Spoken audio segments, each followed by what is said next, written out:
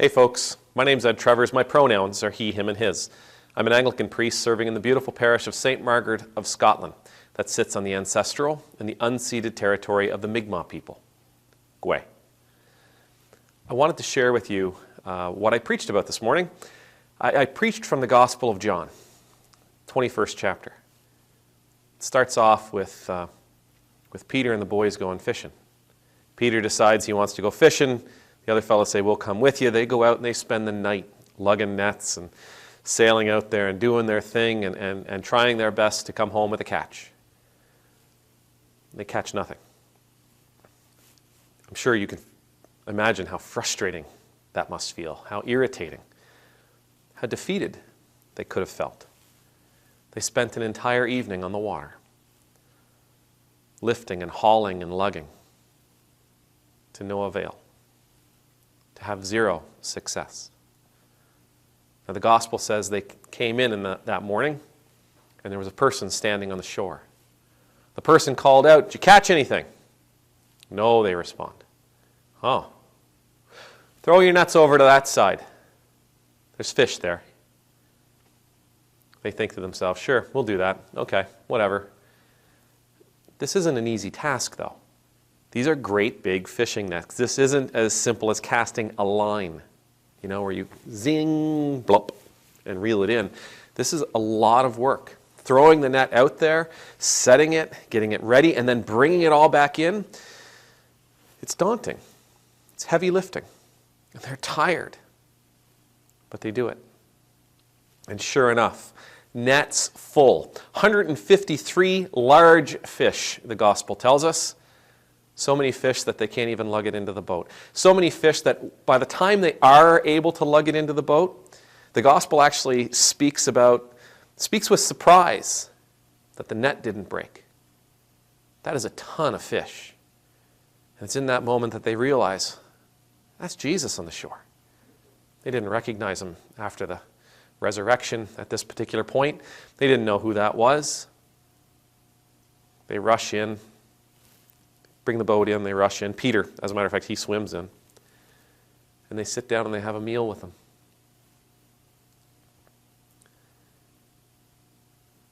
Have you ever felt defeated? Do you ever feel like what we're doing is a waste of time?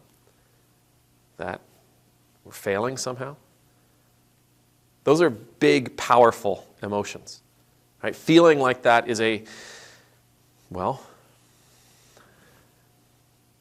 destructive. It hurts. Nobody wants to feel that way. We want to feel like we mean something. We want to feel like we're achieving something. We want to feel like we've done something meaningful.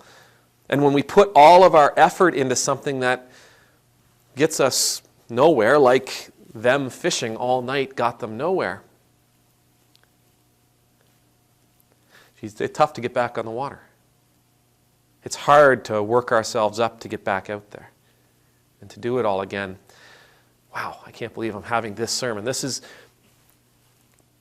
if we listen, right? Like the disciples in this moment, if the disciples, they chose in the moment to listen. Okay, cast your nets over there, but I'm tired. Cast your net over there, there's lots of fish, but I'm worn out. Cast your net over there, but it's not going to work. Just do it. You'll have your success. You'll have your achievement. Right? The moral of the story, if we listen to Jesus and cast our nets where Jesus tells us to cast our nets, to focus where Jesus tells us to focus, to spend our time and our attention and our treasure and our talents where Jesus tells us to spend our gifts, we will achieve what it is we're trying to do. We'll get there. You might say, well, fine, Ed, but where does Jesus tell us to focus? Throughout the entirety of the Gospels, throughout all four Gospels, throughout the epistles, throughout the Bible, God tells us to focus pretty dominantly in one area, on one group of people. So much so that at the end of the Gospel of John chapter 21, Jesus has an encounter with Peter. He takes Peter off to the side and says, "Peter, do you love me?" Peter says, "Yes, Lord, I love you." Jesus says, "Feed my lambs." A couple seconds later, Peter, do you love me? Yes, Lord, I just said I love you. Tend my sheep. Third time Jesus asks him, Peter, do you love me? Peter at this point is getting a little agitated, getting a little hurt. His feelings are hurt. Yes, Lord, you know all things. Yes, of course, I love you. Feed my sheep. Jesus responds. Our focus is a simple focus. It's challenging, but it is simple. Love our neighbors. Love the people around us. Focus on them. Focus on their needs. Focus on taking care of the things that they need our help with. Love your neighbor as yourself. In this way, you will love God. In this way, you will be able to love God with all your heart, mind, soul, and body. The more you give to your neighbors, the more you are giving to God. Those two things go hand in hand, and Jesus tells us those are the only two things we need to be worrying about.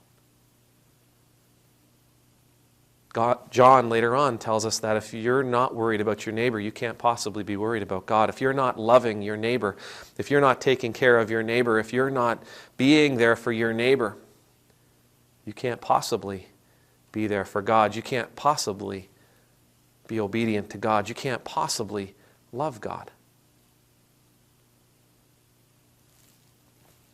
Many times I feel like I'm treading water here.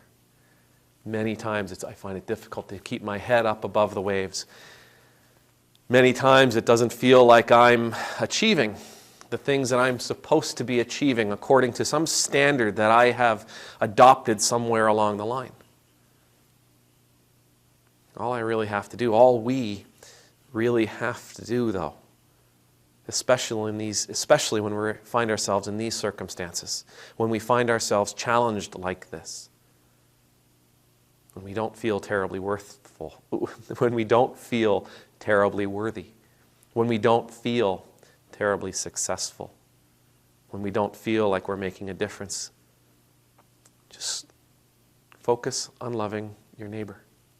Focus on taking care of the person that God has put in front of you right now. Focus on meeting the needs of the people that are right there present. Cast your net right where Jesus tells you to cast your net. There you'll find your purpose. There you'll find your meaning.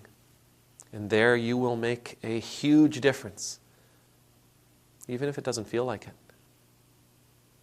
May the Lord bless you. May the Lord keep you. May the Lord's face be made to shine upon you and be gracious to you. May the Lord's countenance be lifted up to you. May you always know the peace of being in the Lord's presence. And I pray that you will also know the exhilaration of serving your neighbor, of being there for them, of taking care of their needs, of giving them your attention. This is Jesus' way. Amen. Nemultus.